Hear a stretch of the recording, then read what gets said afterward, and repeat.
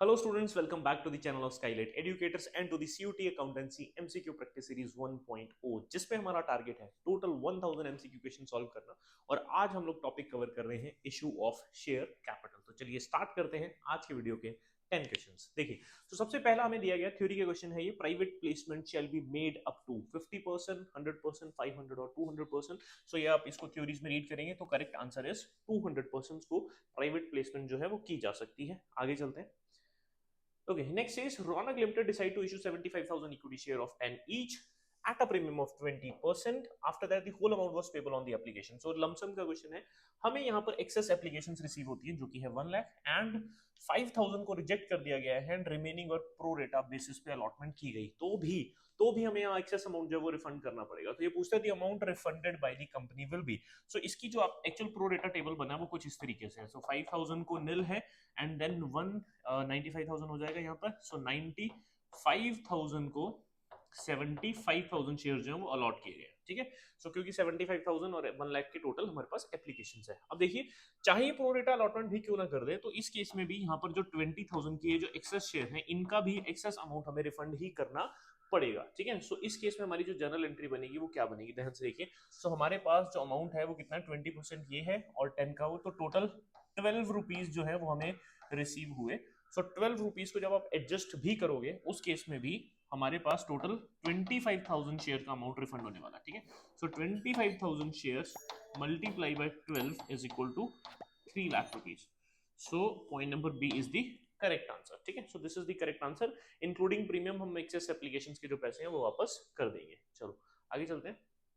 Okay, so next question says 500 shares of 10 each were forfeited for the non-payment of 2 rupees on first call and 2 rupees on the final call। यानी कि हमें total 6 rupees जो है वो receive हुए हैं और 4 रुपीज हमें रिसीव नहीं हुए। अभी कहते हैं share forfeiture account will be credited with at the time of forfeiture. तो ऑटोमेटिकली हमारे पास आंसर आ ही चुका है। 500 शेयर्स के हिसाब से हमें 6 रुपीज रिसीव हुए। So correct answer is option number A, amount is 3,000। So share forfeiture की एंट्री में शेयर फॉरफीचर कितने से क्रेडिट होगा वो यहाँ हमसे पूछा जा रहा है। चलो, okay, so this is a question of match the following. यहाँ पर एक छोटा सा एरर है, ये कॉमा है यहाँ पे, चलिए कोई बात नहीं। देखिए जरा ध्यान से, it says Rishi limited is registered with N authorised capital of rupees 10 lakh divided into 1 lakh equity share of 10 each, out of which 80,000 share are offered to the public.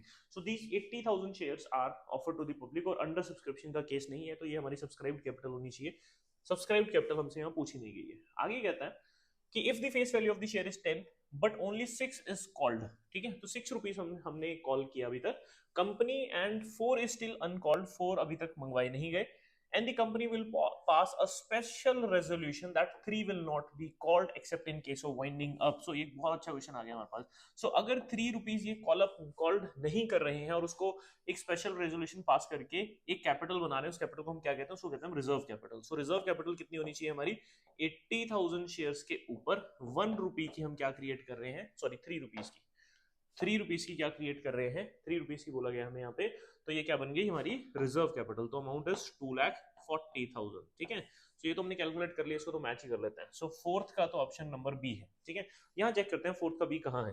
So fourth का बी यहाँ है, fourth का B यहाँ है। अगर हमें पता है कि फोर्थ का B is the correct answer तो हम मैच करेंगे कि 3 सेकेंड और फर्स्ट में दोनों ऑप्शन में कोई ऑप्शन मैच होता है। तो ध्यान से देखिए, सो 1 का यहाँ सी है और 1 का यहाँ सी है, तो इट मींस कि जो इशूड शेयर कैपिटल है, so this is 8 lakh. Done.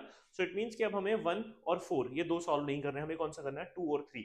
अब इन दो में से जो भी आपको आता है वो ज्यादा बेटर है आपके लिए करना। ठीक है, सो कॉल्ड अप कैपिटल करते हैं। सो क्योंकि यहाँ लिखा है दैट 6 इज कॉल्ड, है ना, तो 6 अगर कॉल्ड है तो कॉल्ड अप कैपिटल कितनी बनी, it is 80,000 multiply by 6 rupees, कितना हो गया, 4,80,000। चेक कीजिए आंसर।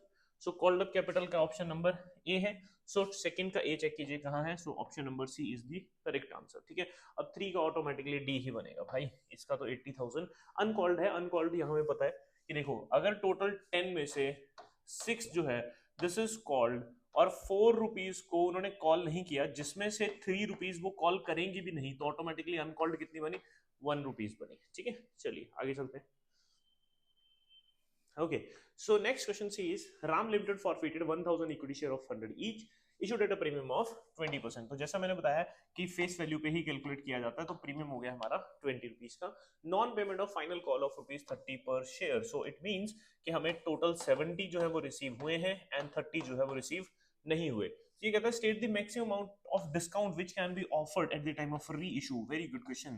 तो ये कहता है कि जब हम लोग शेयर्स को फॉरफिट करने के बाद री इशू करेंगे तो मैक्सिमम अमाउंट ऑफ डिस्काउंट हम कितना दे सकते हैं। तो लिख लीजिएगा, इसको याद रखिएगा। तो मैक्सिमम अमाउंट of discount जो है that can be offered at the time of reissue is the amount that is already forfeited. So already forfeited amount कितना है 70. So 70 multiply by 1000 is 70,000. So option number C is the correct answer. आगे चलते हैं। Okay सो एक और हमारे पास journal entry forfeiture का ही question है। देखिए, सो ए limited फॉरफीटेड 1000 share of 10 each, 7 called up, issued at a premium of 20% to be paid at the time of allotment for non-payment of allotment only. So allotment जो है यहाँ पर पे नहीं की गई। After that, journal entry for the forfeiture of share will be call in area account is not maintained. Call in area account को open नहीं किया जाता। अब अगर यहाँ कहीं पे भी call in arrear account open होता ना, तो वो हमारा आंसर ना होता, एलिमिनेट कर देते हैं उसको। लेकिन अब मैं आपको एक और तरीका सिखाता हूँ। देखो, इसने क्या किया, पहली बात 7 कॉल्ड अप है, दूसरी बात 20% प्रीमियम है जो कि बन जाता है ₹2। वो किस पे था, अलॉटमेंट पे था, और अलॉटमेंट पे नहीं हुई। तो अगर उसने प्रीमियम नहीं पे किया तो शेयर फॉर फीचर की एंट्री में सिक्योरिटी प्रीमियम डेबिट होना जरूरी है। तो इट मींस कि ये दो हमारे आंसर नहीं है। ठीक है, अब आप दूसरी चीज क्या देखोगे कि अगर 7 कॉल्ड अप है तो शेयर कैपिटल डेबिट 7 रुपीज से होनी चाहिए। सो चेक कीजिए कि शेयर कैपिटल डेबिट कहाँ है 7 से, कितने शेयर है टोटल 1000, तो ये 12000 है, ऑटोमेटिकली गलत हो गया। सो करेक्ट देखिए, ये एलिमिनेट कर दिया, ये एलिमिनेट कर दिया, ये भी एलिमिनेट कर दिया, तो ऑटोमेटिकली आंसर क्या है ये। अब देखो, मैंने कहीं से भी अभी तक भी एंट्री नहीं पास की थी और मैंने कहीं पर भी अमाउंट की कोई calculation proper share for feature का अमाउंट कुछ कैलकुलेट नहीं किया। मैंने सिर्फ इन दो पॉइंट्स को देखते हुए एलिमिनेट कर दिया कि share capital debit called up amount से होती है, ये मुझे पता था, तो ये गलत है आंसर, ये नहीं हो सकता। और ये दो एंट्री क्यों नहीं हो सकती, क्योंकि इनमें सिक्योरिटी प्रीमियम को डेबिट नहीं किया गया है, जबकि शेयर फॉर फीचर के टाइम पे अगर सिक्योरिटी प्रीमियम पेड ना हो किसी कॉल पे तो उसको डेबिट करना जरूरी है। तो ये तीनों को मैंने एलिमिनेट किया, तो this is my correct answer. आप अब एंट्री पास करके आंसर को चेक कर लीजिएगा। ओके आगे चलते हैं। So share can not be offered to the public by. Okay, इनमें से कौन सी ऐसी कंपनी है जो जनरल पब्लिक को शेयर्स ऑफर नहीं कर सकती। So that is 1% company. So 1% company एक पर्सन द्वारा सेटअप की गई कंपनी है, तो वो पब्लिक को शेयर्स जो है वो ऑफर नहीं कर सकता। इंश्योरेंस कंपनी कर सकती है, पब्लिक लिमिटेड कर सकती है, नॉन बैंकिंग भी कर सकती है। चलो आगे चलते हैं। So next question is, it says कि the maximum limit of security premium on issue of share is okay. So maximum amount of जो security premium, ये क्या कह रहा है कि अगर आप 10 रुपीज का शेयर इशू कर रहे हो तो प्लस कितना मैक्सिमम प्रीमियम कर सकते हो। क्या इसको 10 रुपए कर सकते हो, 100 रुपए कर सकते हो, 1000 कर सकते हो, सो कितना कर सकते हो। So there is no limit, याद रखना है, देयर इज नो लिमिट, कोई लिमिट नहीं है इसकी। So answer is option number C. इसके लिए अगर मैं आपको बताता हूँ, आप ना एक बार क्या कीजिएगा, जोमेटो का शेयर सर्च कीजिएगा। सो जोमेटो का जब इनिशियल पब्लिक ऑफर आया था, मुझे ईयर याद नहीं, मे बी 2022 था। सो 2022 फाइनेंशियल ईयर के अंदर आप चेक कीजिएगा। So it was issued at ₹76।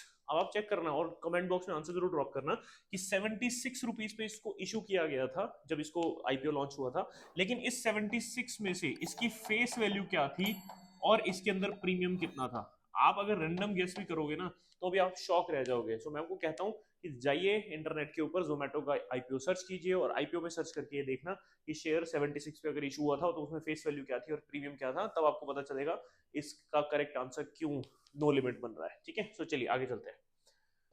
Okay so second last question हमारा। So it says 2,50,000 equity share of 10 each at a premium of ₹3। Okay so यहाँ छोटा सा एरर है, कोई बात नहीं, इतना चलता है। सो ₹3 पे ईच किया गया, 7 application including the premium. Okay so it says कि आपकी एप्लीकेशन एंड अलॉटमेंट एक साथ है, सो जिसमें कि ₹3 का प्रीमियम जो है वो इंक्लूडेड है, तो ये हुआ है 4 + 3। After that it says balance on first and final call. So first and final जो कॉल हमारी बनती है दैट इज ऑफ ₹6, क्योंकि 10 + 3 पे हमारा शेयर है। अभी कहते हैं application for receive for 3,50,000 shares, company allotted them 2,50,000, excess money was applied towards the call, ठीक है, last call on 1000 shares were not received, these shares were forfeited. Okay, so हमें यहाँ कोई कैलकुलेशन करने की नीड नहीं है. So ये पूछ कह रहा है, देखिए, so which of the following is not part of the above situation? So इसमें से कौन सी ऐसी सिचुएशन है जो यहाँ नहीं है? So ओवर सब्सक्रिप्शन यहाँ है क्योंकि 3,50,000 शेयर्स की हमें यहाँ पर एप्लीकेशन रिसीव हुई थी जबकि हमने 250 इशू किए थे. सो ओवर सब्सक्रिप्शन है यहाँ. After that it says pro रेटा अलॉटमेंट. प्रो रेटा अलॉटमेंट भी है क्योंकि यहाँ पे खुद बोला गया कि कंपनी ने अलॉटमेंट 250,000 शेयर्स को की है. फॉर फीचर ऑफ शेयर भी है कि ये बोलता है दी shares were forfeited, and under subscription यहाँ नहीं है. तो ऑटोमेटिकली अब सॉरी, मैंने रिवर्स कर दिए हैं ऑप्शंस को, मतलब सॉरी टिक मैंने गलत किए थे. मतलब ये जो तीन चीजें हैं ये क्वेश्चन में है और ये वाली एक सिचुएशन है जो इस क्वेश्चन में नहीं है. So this is the correct answer, option number D. So I hope कि ये जो 10 क्वेश्चन हम लोगों ने किए हैं ये आपको अच्छे लगे हों और आपको समझ आए हों. तो इसी तरीके से बने रहिए हमारी एमसीक्यू प्रैक्टिस सीरीज के साथ. सो आई होप कि आपके बोर्ड एग्जाम एंड आपका जो सीयूटी एग्जाम है बहुत ही अच्छे से उसकी प्रिपरेशन भी हो रही हो और आपके एग्जाम से बहुत अच्छे जाएं. अब हम लोग मिलेंगे नेक्स्ट 10 क्वेश्चंस के साथ नेक्स्ट वीडियो में.